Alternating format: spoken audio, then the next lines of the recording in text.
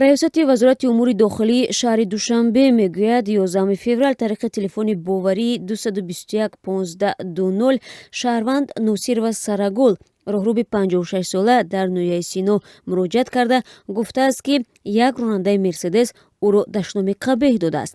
Носирова изҳор доштааст, ки ӯ ба руфтани роҳу ҷӯйбор дар кӯчаи ҳаёти нав машғул будааст ва ронандаи мерседес бенз, ки бо суръати баланд ҳаракат мекард, дар наздикиаш истода ӯро дар халал расондан ба ҳаракат айбдор намуда на пеши дигарон таҳқир кардааст. Бо бурдани чорабиниҳои оперативи ҷустуҷӯӣ ронандаи автомошинаи мерседес бенз рақами қайди давлатиаш 0054 АК01 шаҳрванд Абдуқодир Ширинов соли таваллудаш 1975 зодаи шаҳри Бохтар муайян ва боздошт карда шудааст. Дар ин ниҳод мегӯянд, бо иттиҳоми маъидаобошӣ алайҳи Ширинов парванда бозгарда ба додгоҳ ирсол шуд.